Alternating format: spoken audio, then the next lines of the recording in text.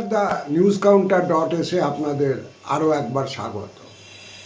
আজকে বিভিন্ন প্রথম শ্রেণীর দৈনিকে একটা খবর, যারা এখনো কিছুটা খবর দেওয়ার চেষ্টা করছে, পুরোপুরি নবান্ন কেন্দ্রিক বুলেটিনে পরিণত হয়নি এমন দৈনিক কাগজগুলোর কথা আমি বলছি। নেতাইতে তৃণমূল কংগ্রেসের একটি সমাবেশে স্কুল পড়ুয়ারা, ছাত্ররা মিছিল করে গিয়েছে তাদের দাবি জানাতে। শাসক দলের সবাই স্থানীয় বিভিন্ন দাবি দাওয়া জানানো নতুন কোনো ঘটনা নয়, এটা অতীতেও ঘটেছে। আমাদের পশ্চিমবঙ্গের রাজনৈতিক সংস্কৃতির মধ্যে এটা আছে।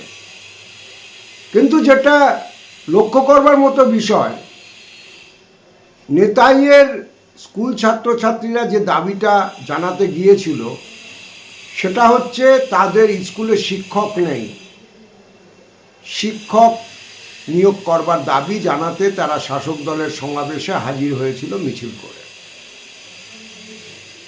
এই যে চিত্র, এটাকে যদি আপনি কোনো বিক্ষিপ্ত খণ্ডচিত্র বলে ভেবে থাকেন তাহলে ভুল করবেন, কারণ এইটা আমাদের রাজ্যের সার্বিক চালচিত্রের একটা টুকরো অংশ মাত্র। ৮,০০০-এরও বেশি স্কুলে, মানে সরকার পোষিত স্কুলে ইতিমধ্যে তালা পড়ে গিয়েছে। স্কুল এবং কলেজে গ্র্যান্ট, যেগুলো পড়াশোনার ন্যূনতম পরিকাঠামো চালু রাখার জন্য দরকার হয়, গবেষণার জন্য দরকার হয়, সেখানে টাকার পরিমাণ কমছে এবং যেটুকু স্যাংশন সেটাও হর হামেশা বকেয়া পড়ে যাচ্ছে।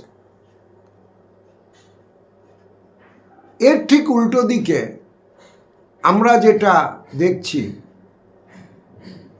দুর্গা অঙ্গন তৈরি করবার জন্য 265 কোটি টাকার বাজেট আমাদের রাজ্য সরকার স্যাংশন করেছে। মহাকাল মন্দিরের জমি মাত্র 1 টাকায় দিয়ে দিয়েছে উত্তরবঙ্গে। আর এই যে কোটি কোটি টাকা মন্দির দেউল এর জন্য, নির্মাণের জন্য খরচ করা হচ্ছে, সেই সময় বাকি রাজ্যের অর্থনৈতিক অবস্থাটা কোথায়? সামগ্রিকভাবে সিএজি রিপোর্ট গত 4 বছর বিধানসভায় পেশ হয় না। আগে বাম সরকারের আমলেও আমরা রাইটার্সে সাংবাদিকতা করেছি, সেখানেও এরকম ত্রাসের রাজত্ব ছিল না যেখানে কোনো অফিসাররা ন্যূনতম মুখ খুলতে ভয় পান। তা সত্ত্বেও যা ছবি পাওয়া যাচ্ছে, পিএইচই ডিপার্টমেন্ট, যেটা জনস্বাস্থ্য কারিগরি, একদম প্রান্তিক এলাকা জেলা স্তরে মানুষের জন্য খুব গুরুত্বপূর্ণ কাজ করে, তাদের ঠিকাদারদের কয়েক হাজার কোটি টাকা বকেয়া পড়ে গেছে।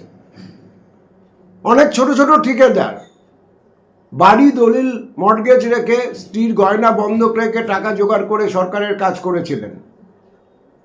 বছর ঘুরে যাচ্ছে, টাকা আদায় হয় না। কোঅপারেশন ডিপার্টমেন্টের একটি ডাইরেক্টরেটের, আমি হিসেব দিচ্ছি, গাড়ির বিল, গাড়ি যারা প্রোভাইড করে তারা কেউ টাটা বিড়লা আম্বানি আদানি নয়, সাধারণ আমার আপনার ঘরের ছেলে। হয়তো 2-4টে গাড়ি আছে বা 1-2 গাড়ি আছে, শাসক দলের কাউকে ধরে কোনোভাবে গাড়ি এমপ্যানেল করিয়ে চালু রেখেছে।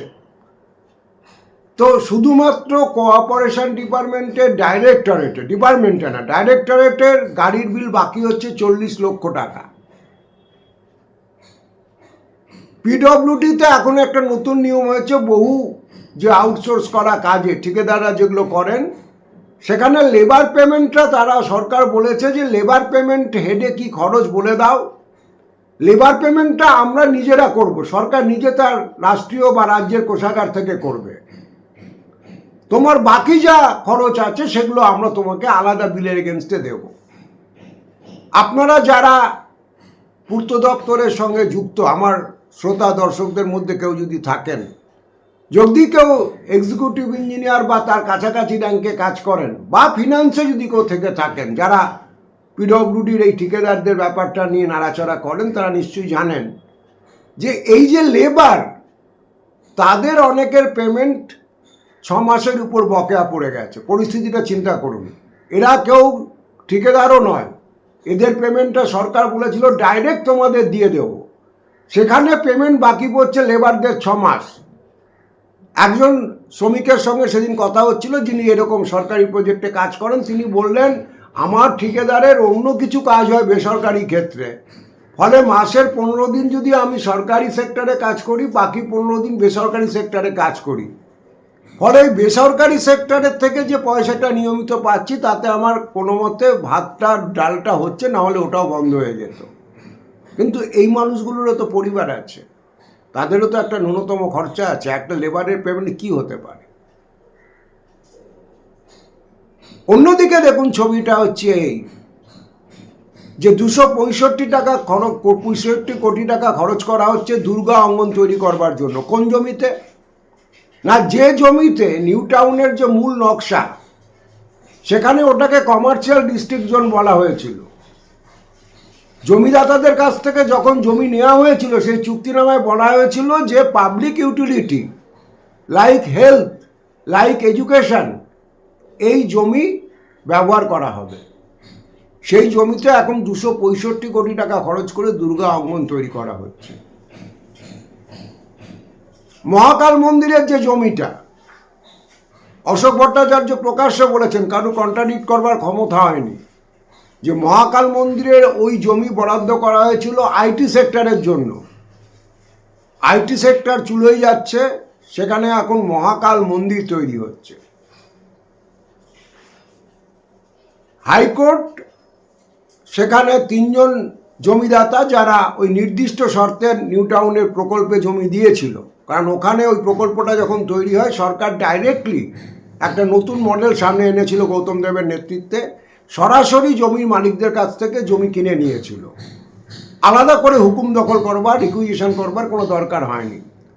তো 3 জন জমিদাতা যারা ওই যেখানে দুর্গা অঙ্গন হচ্ছে সেই নির্দিষ্ট দাগ এবং খতিয়ানের জমি যারা দিয়েছিলেন, তারা কোর্টে গিয়ে বলেছেন যে আমরা এই জমি দিয়েছিলাম চুক্তি শর্ত অনুযায়ী শিক্ষা অথবা স্বাস্থ্য পরিকাঠামো তৈরি করবার জন্য, কোনো দুর্গা অঙ্গন তৈরি করবার জন্য, কোনো মন্দির মসজিদ তৈরি করবার জন্য আমরা এই জমি দিইনি। হাইকোর্ট 4 সপ্তাহের জন্য সেখানে স্থগিতাদেশ দিয়েছে দুর্গা অঙ্গন তৈরি করবার কাজে। কিন্তু প্রশ্নটা হচ্ছে যে হাইকোর্টের স্থগিতাদেশের উপর নির্ভর করে এই মন্দির মসজিদ তৈরি করবার যে নীল নকশা, আমাদের রাষ্ট্রের ক্ষেত্রে, ভারতবর্ষের ক্ষেত্রে অনেক বড় মাপের নকশা, আর রাজ্যে তারই ছোট ছোট মডেল প্র্যাকটিসড হচ্ছে। মুর্শিদাবাদে কেউ নিজে টাকা তুলে বলছেন একটা বাবরি মসজিদ বানিয়ে দেব, আর এখানে সরাসরি রাজ্য সরকার, জগন্নাথ মন্দির এর আগে হয়েছে, আইন বাঁচানোর জন্য ওরা ওটাকে বলেছেন যে কি Jagannath Dham pilgrim facilitation centre, এরকম একটা কিছু, অর্থাৎ তীর্থযাত্রীদের পরিষেবা দেওয়ার জন্য এবং সাংস্কৃতিক কেন্দ্র, হিডকো থেকে এই নামে টাকা বার করা হয়েছে। এখানেও দুর্গা অঙ্গনের ক্ষেত্রে ওই রকম কোনো একটা কালচারাল কমপ্লেক্স ইত্যাদি দেখানো হবে, কিন্তু পুরোটাই হচ্ছে হিন্দুত্বের রাজনীতির বিভিন্ন মডেল প্র্যাকটিস করা। আর যারা মসজিদদের রাজনীতি করছেন তারা কি কারণে করছেন সেটা বুঝতে গেলে খুব একটা কিছু গবেষণা করবার দরকার নেই।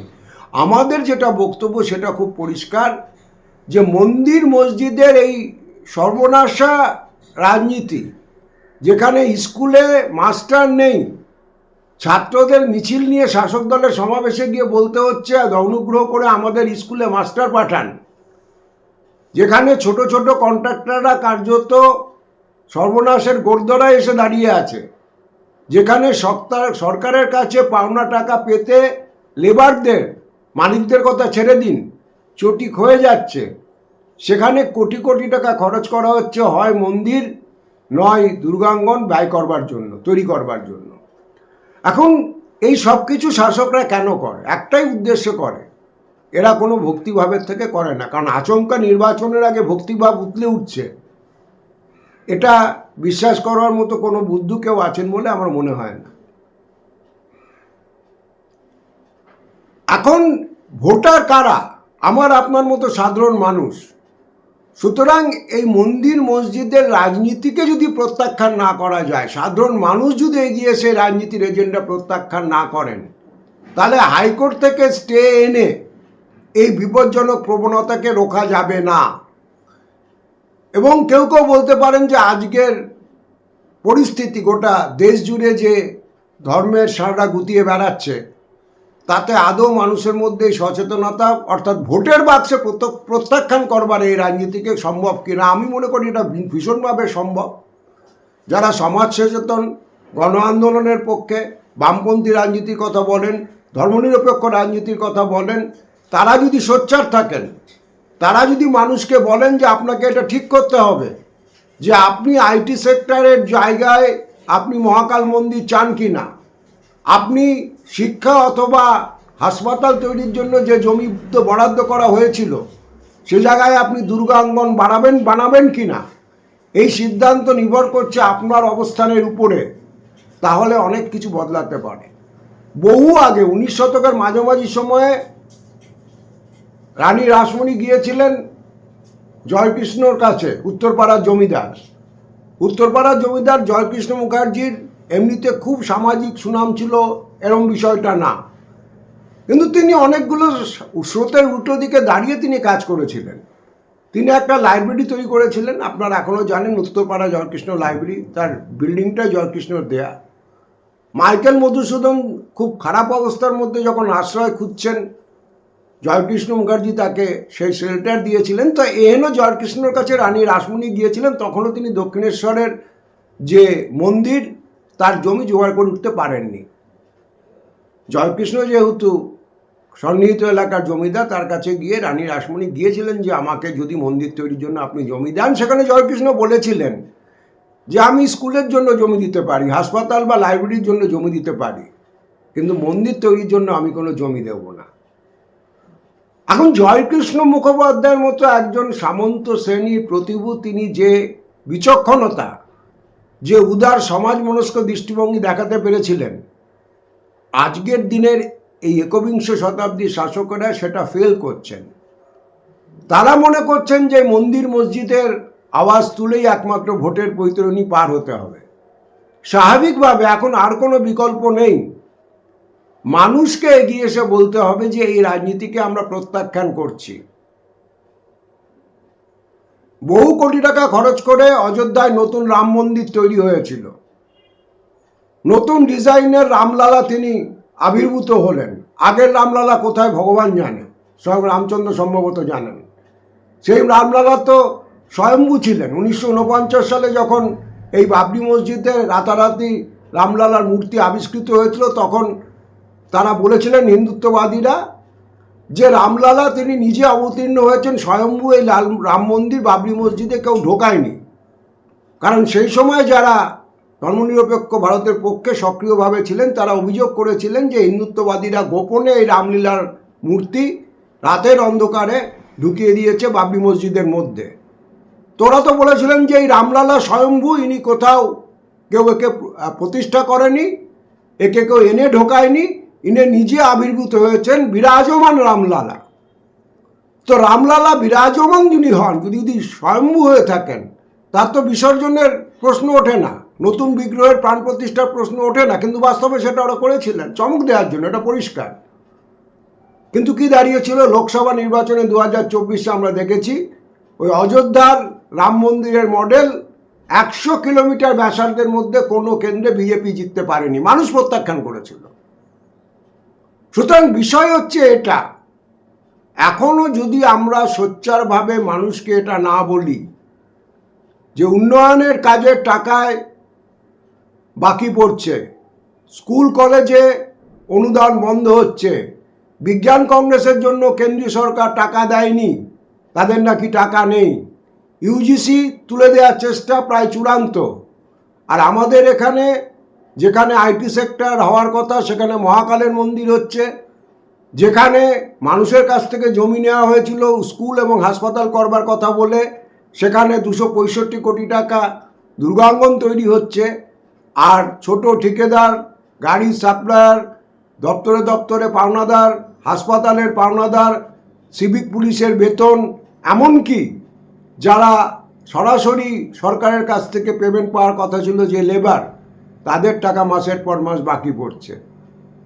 আমরা এটা চাই কিনা এটা আমাদের সিদ্ধান্ত নিতে হবে। সব কিছুর জন্য রাজনৈতিক দল, শাসক দল অথবা আদালতের শুভবুদ্ধির উপর ভরসা করে থাকবার দিন শেষ হয়ে গেছে। TheNewsCounter.s এখন এই পর্যন্ত। আপনারা আপনাদের মতামত অবশ্যই আমাদের কমেন্ট সেকশনে জানাতে পারেন। দেখা হবে পরবর্তী এপিসোডে। সকলে খুব ভালো থাকবেন।